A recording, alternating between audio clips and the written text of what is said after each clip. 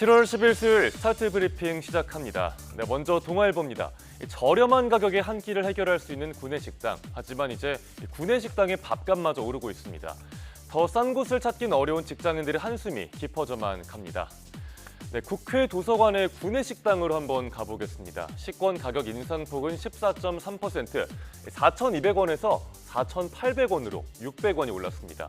이런 국회 같은 공공기관뿐만 아니라 일반 기업들도 구내식당 밥값을 올리는 추세입니다. 보시는 것처럼 전체 소비자 물가는 좀 내려가고 있습니다. 하지만 구내식당 식사비는 올랐죠. 원재료인 농축수산물 가격이 뛰었기 때문입니다. 그러니 기존 가격으론 인건비랑 원재료도 못 되는 상황이라고 합니다. 전체 외식 물가 상승률보다도 1.3%포인트 높았습니다. 문제는 외식 물가도 전반적으로 만만치가 않다는 겁니다. 보시듯이 직장인들이 자주 먹는, 선호하는 점심 메뉴 대부분 가격이 4% 이상이 올랐죠. 이렇게 길어지는 고물가 속 직장인들의 지갑은 점점 얇아져만 갑니다. 저소득층을 대상으로 음식을 싸게 살 수 있는 쿠폰을 제공하는 등 정부 지원책이 필요하다는 전문가 조언도 신문은 전하고 있습니다. 이어서 중앙일보입니다. 좀 가슴 아픈 제목입니다. 폐지 줍는 어르신들이 전국에 약 15,000명, 평균 연령은 78세고요. 고된 몸을 이끌고 일해서 손에 쥐는 돈은 한 달에 77만 원입니다. 보건복지부가 처음으로 전수조사를 해서 발표한 내용입니다. 폐지 수집 노인이 전체 노인의 0.1%에 해당하고요. 서울과 경기에 많았고 여성이 55%로 절반 이상입니다. 또 연령 구간별로는 80에서 84세가 28.2%로 가장 많았습니다.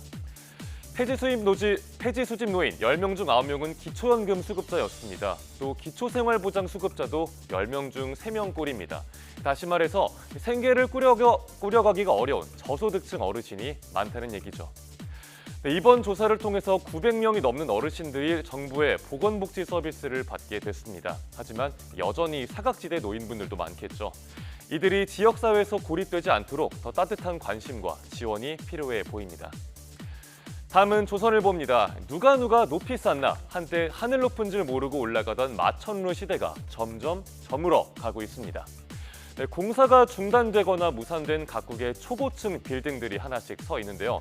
왼쪽에서 두 번째 건물을 한번 볼까요? 저희 YTN을 포함한 방송국들이 밀집해 있는 서울 상암동 DMC에 100층 이상의 건물이 지어질 예정이었습니다. 하지만 최근에 이 사업 자체가 아예 무산됐습니다. 왜 그런 걸까요? 먼저 고금리의 원자재 값까지 급등하면서 공사비가 치솟았죠. 또 완공을 한다 해도 경기 침체 때문에 수요도 예전 같지가 않은 겁니다. 또 70층이 넘어가면 평당 공사비가 2배 수준인 것도 부담입니다. 텅 빈 마천루가 늘어난 중국에선 3년 전부터 아예 500m 이상의 건물을 짓지 못하게 돼 있다고 하네요. 최근 세계 각국은 랜드마크 높이 경쟁에서 손을 떼는 분위기입니다. 혁신적인 설계나 독특한 외관 등 독창성을 갖춘 건물들이 랜드마크로 주목을 받고 있습니다. 7월 10일 아침 신문 살펴봤습니다. 지금까지 스타트 브리핑이었습니다.